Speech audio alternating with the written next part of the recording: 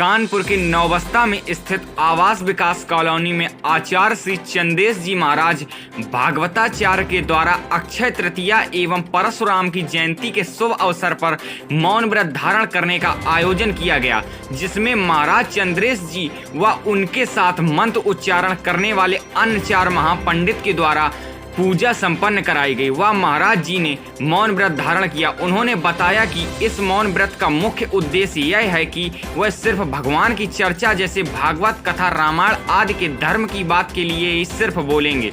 अन्य किसी बात के लिए वह अपने मुख से कोई भी शब्द नहीं निकालेंगे। उन्होंने बताया यह कार्य वह समाज के हित के लिए व इस कलयुग में चल रहे अधर्म और भगवान के प्रति अविश्वास को खत्म करने के लिए कर रहे हैं।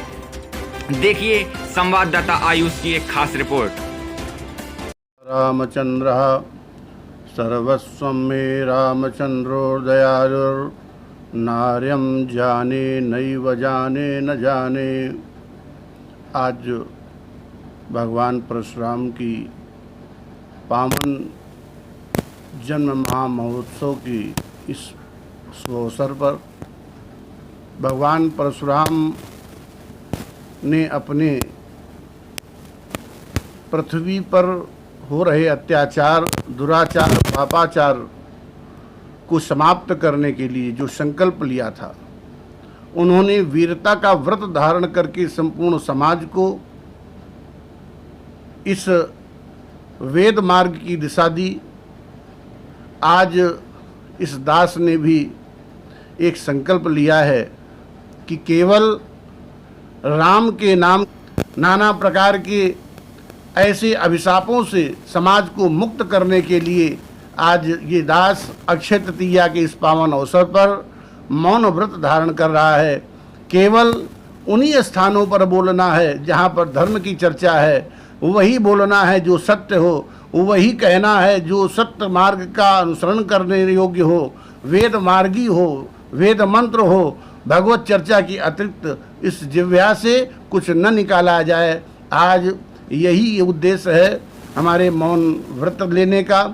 मौन व्रत लेकर के समाज को एक दिशा देना, समाज को एक अनुकरण का मार्ग दिखाना, समाज आने वाली पीढ़ी इस बात का अनुसरण करे, अनुकरण करे, ताकि ये समाज एक सुरक्षित, सभ्य और आदर्शवादी समाज की स्थापना हो सके।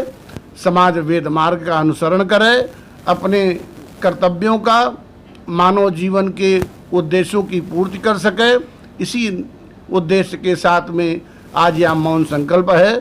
भक्तों से मुलाकात होगी, भक्तों से वार्ता होगी और संत महात्माओं से चर्चा होगी। केवल संत सत्संग की अतिरिक्त, भगवत चर्चा के अतिरिक्त कोई ऐसी वार्ता जो हमारे इस धर्म मार्ग को पतन की ओर ले जाए, ऐसी कोई चर्चा इस जिह्वा से न निकलेगी। इसी कामना के साथ आज इस पावन अवसर से हम मौन व्रत लेते हैं। जय जय श्री सीताराम। जो ये महाराज जी ने, चंद्रेश महाराज जी ने जो व्रत धारण किया है, मौन व्रत धारण, इसमें आप क्या कहना चाहेंगे?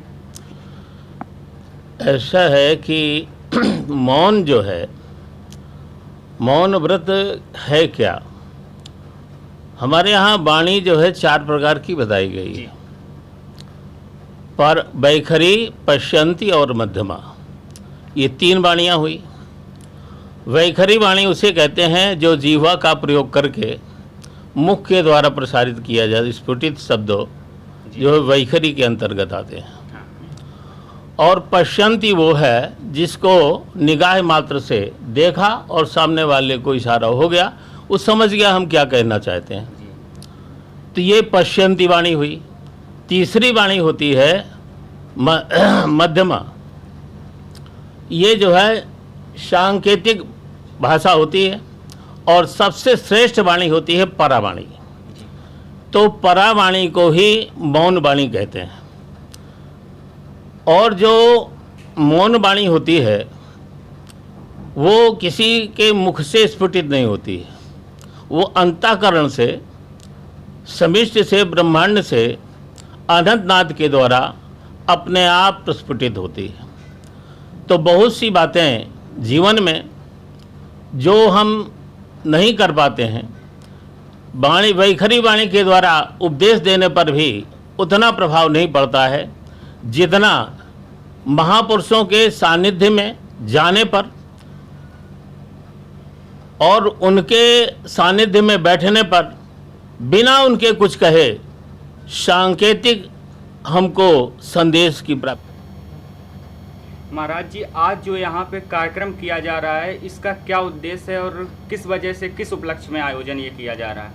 यह विश्व कल्याण को लेकर के यहाँ पर भगवान का दिव्य पूजन चल रहा है जी। आज अक्षय तृतीया के शुभ अवसर पर महाराज जी ने जो यह संकल्प ले रखा है मौन व्रत का, जीव मात्र का कल्याण हो। इन्होंने अपने जीवन में अनेकों प्रकार के साधनाएं, तंत्र साधनाएं आदि किया है। इन्होंने बहुत ही अच्छे अच्छे धर्म स्थलों पर जाकर के और बड़े अच्छे अच्छे उद्देश्य ले रखे हैं। महाराज जी, आप क्या कहना चाहेंगे इस उपलक्ष्य में जो महाराज जी ने मौन व्रत धारण किया है? श्री सीताराम। हमारा तो केवल ये कहना है, जो गुरुदेव भगवान ने मौन व्रत धारण किया है, केवल अपनी वाणी से सत्य और भगवान का गुणगान हो, अपना जीवन और संसार का जीवन धन्य हो, बस। गुरुर्ब्रह्मा गुरुर्विष्णु गुरुर्देवो महेश्वरा गुरुर्साक्षात् परब्रह्म तस्मै श्री गुरुवे नमः। श्री महाराज जी के चरणों में मेरा कोटि कोटि प्रणाम है। हम यही कहना चाहते हैं, जो हमारे महाराज जी ने संकल्प लिया है, हम लोग पूरी तरह से उसको अच्छे से निभाएं और पूजन पाठ ऐसे धर्म की ही ओर चलते रहें। जय श्री राम।